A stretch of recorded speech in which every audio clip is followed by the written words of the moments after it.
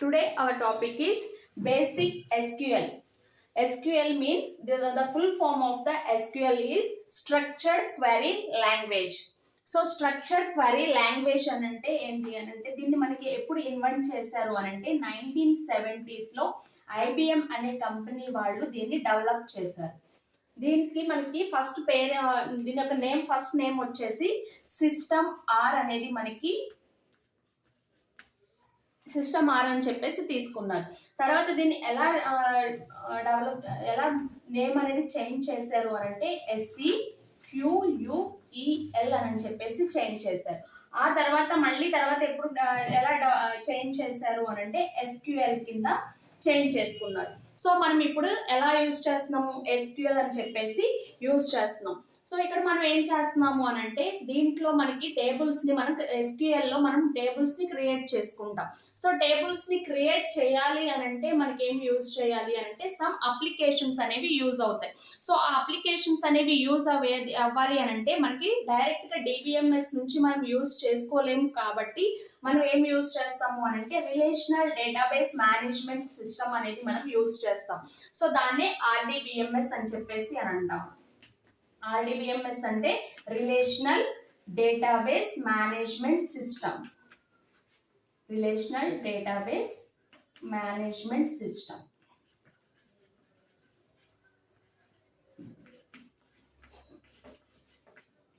Okay, so దీంట్లో మనకి relational database management system అనే దాన్ని యూజ్ చేయాలి అని అంటే మనకి ఎలా క్రియేట్ చేస్తాము, టేబుల్స్ అనేవి క్రియేట్ చేసుకుంటాం. సో టేబుల్ మనకి SQL లో ప్రతి DBMS వచ్చేసి ఏం చేస్తాము అంటే మనం ఏ క్వరీ ఇవ్వాలి అన్నా కూడా ప్రతి దాంట్లో కూడా డేటాని ఎలా తీసుకుంటాము అని అంటే టేబుల్స్ రూపంలోనే తీసుకుంటాం. సో SQL అనేది మనం ఎందుకు యూజ్ చేస్తామంటే మెయిన్ గా వచ్చేసి to accessing and manipulating the data.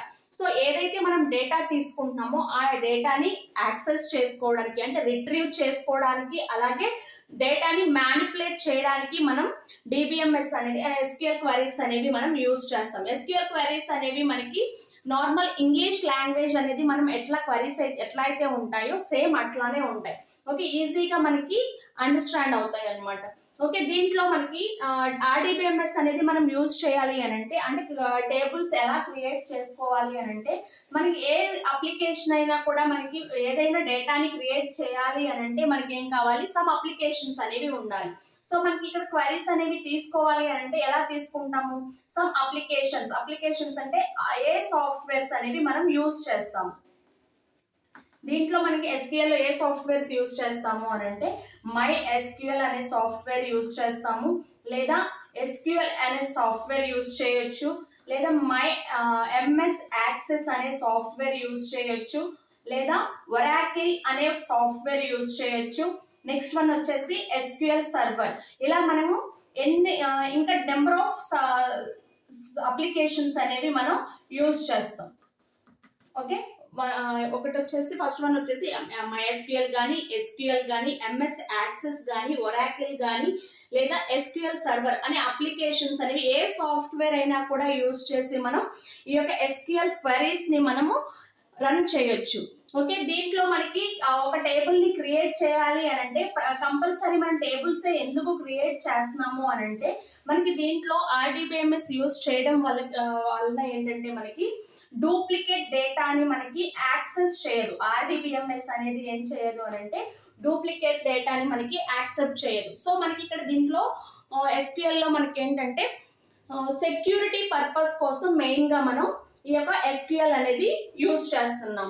So మనకి ఇక్కడ 2 ఫైల్స్ అనేవి ఒక ఫైల్ అనేది మనం ఒక ఫైల్ నేమ్ ఇచ్చేసి ఆ ఫైల్ నేమ్ ని మనం సేవ్ చేసుకున్నప్పుడు ఏదైతే ఫైల్ 1 అని చెప్పేసి ఒకటి తీసుకున్నాం.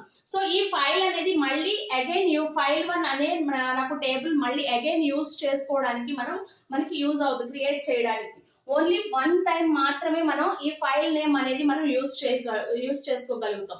సో దీంట్లో మనకి ఏంటి డూప్లికేట్ ఫైల్ నేమ్స్ అనేవి తీసుకోదు. అండ్ మెయిన్ గా వచ్చేసి మనకి సెక్యూరిటీ పర్పస్ కోసం మెయిన్ గా మనం ఈ SQL అనేది మనం యూజ్ చేస్తున్నాం. ఓకే, దీంట్లో మనకి కంపల్సరీ మనం ఎలా తీసుకోవాలి, SQL అనేది క్వరీస్ రాయాలి అని అంటే కంపల్సరీ మనం ఏం చేయాలి అని అంటే ఒక టేబుల్స్ ని క్రియేట్ చేయాలి. ఓకే, దీంట్లో మనం టేబుల్స్ ని క్రియేట్ చేయాలి అని అంటే మనకి ఏం కావాలి, సమ్ రోస్ అండ్ కాలమ్స్ అనేవి యూజ్ చేస్తాం. సో దీంట్లో మనం ఏం యూజ్ చేస్తాము, ఒక టేబుల్ ని క్రియేట్ చేయాలి అని అంటే ఫస్ట్ ఏం చేయాలి, టేబుల్ ఫామ్ లో మనకి క్రియేట్ అవ్వాలి అని అంటే క్రియేట్ అనే కమాండ్ యూజ్ చేస్తాం. లేదు దాంట్లో మనకి సమ్ డేటాని ఇన్సర్ట్ చేయాలి అని అంటే దాంట్లో మనం ఏం చేయాలి, ఇన్సర్ట్ అనే కమాండ్ యూజ్ చేస్తాం. ఓకే, నెక్స్ట్ ఇంకొక కాలమ్ ని మనం యాడ్ చేసుకోవాలి. ఓకే, అలా కాలమ్ ని యాడ్ చేయాలి అని అంటే ఆల్టర్ ఆర్ అప్డేట్ కమాండ్స్ అనేవి యూజ్ చేస్తాం. నెక్స్ట్ వచ్చేసి ఒకవేళ మనకి ఒక కాలమ్ అనేది మనకి డిలీట్ చేయాలి అనుకుంటున్నాం, అది దానివల్ల మనకి యూజ్ లేదు ఆ టేబుల్లో. సో అప్పుడు మనం ఏం చేయొచ్చు, డిలీట్ అనే కమాండ్ అనేది యూజ్ చేస్తాం. ఆర్ దీన్నే ఏమంటాము అని అంటే డ్రాప్ కమాండ్ అని కూడా అనొచ్చు. ఓకే, మనం నెక్స్ట్ వచ్చేసి ఇంకా డిఫరెంట్ టైప్స్ ఆఫ్ కమాండ్స్ అనేవి మనం ఇంకా యూజ్ చేస్తూ ఉంటాము. మెయిన్గా వచ్చేసి మనం ఏం చేస్తామంటే ఒక టేబుల్ని క్రియేట్ చేయడం, ఇన్సర్ట్ చేయడం, నెక్స్ట్ ఆల్టర్ ఆర్ అప్డేట్ అని అంటాము దాన్ని. నెక్స్ట్ వన్ వచ్చేసి డిలీట్ ఆర్ డ్రాప్ కమాండ్స్ అనేవి మెయిన్గా మనం యూజ్ చేసుకుంటాం. Okay, this is about basic SQL, the introduction of SQL. Okay, SQL means structured query language. So దీంట్లో మనం వచ్చేసి ఓన్లీ టేబుల్స్ మాత్రమే క్రియేట్ చేస్తాము. సో ఎలాంటి డేటా ఇవ్వాలి అన్నా కూడా మనం ఎట్లా ఇస్తాము అని అంటే టేబుల్ ఫామ్లోనే మనం డేటాబేస్ అనేది ఇన్సర్ట్ చేసుకుంటాం. Okay, thank you. ఈ టాపిక్ కనుక మీకు నచ్చినట్లయితే కనుక, అర్థమైనట్లయితే కనుక మా ఛానల్ని సబ్స్క్రైబ్ చేయండి, అలాగే లైక్ చేయండి, షేర్ చేసుకోండి.